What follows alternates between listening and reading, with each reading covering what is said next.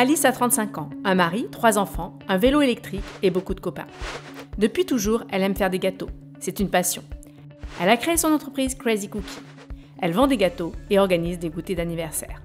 Son seul problème, la gestion. Hélas, ce n'est vraiment pas sa tasse de thé. Tu me diras, c'est pas très grave, hein. Pas besoin de différencier fiches de poste et offres d'emploi pour faire des gâteaux.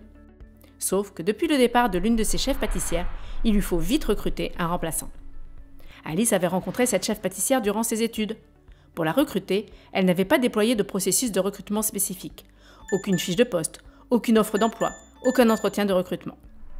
Le processus de recrutement regroupe l'ensemble des étapes qui vont de la définition du profil du candidat jusqu'à son intégration au sein de l'entreprise. La première étape, réaliser une fiche de poste. 2 questions se posent. Quels sont mes besoins ? Comment les retranscrire ? Alice doit identifier les missions qu'elle va lui confier. Il ou elle devra créer des nouvelles pâtisseries, rencontrer des clients, mais aussi commander les ingrédients auprès des fournisseurs, travailler avec l'ensemble de l'équipe et respecter les règles d'hygiène. Toutes les missions associées à ce poste reposent sur des activités comme mélanger les ingrédients, effectuer le montage et la décoration des pâtisseries et répartir les tâches des membres de l'équipe.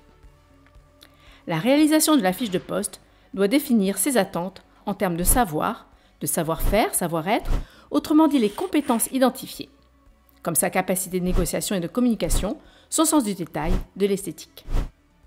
Désormais, Alice détient un modèle type de fiche de poste. Dans un second temps, Alice va pouvoir définir l'offre d'emploi où elle indiquera le type de poste, sa localisation, ses missions, les responsabilités, ses compétences, son niveau de formation, le type de contrat et éventuellement le salaire. Pour le type de contrat, au vu de l'activité croissante et pérenne de Crazy Cookie, Alice va privilégier un contrat à durée indéterminée. En cas de recrutement ponctuel, nous aurions privilégié un contrat à durée déterminée ou un contrat par intérim. Pour la diffusion de l'offre d'emploi, Alice fait face à une multitude de choix. Mais n'oublions pas qu'elle est hyper connectée. Elle va donc privilégier une diffusion via des job boards pour mettre en ligne l'offre sur des sites spécialisés et des réseaux sociaux. Alice attend de recevoir les premières candidatures via la réception de CV et de lettres de motivation, afin d'entreprendre une première sélection.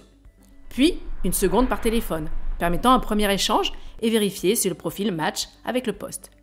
Une troisième à travers un entretien de recrutement des candidats sélectionnés. Alice est soulagée.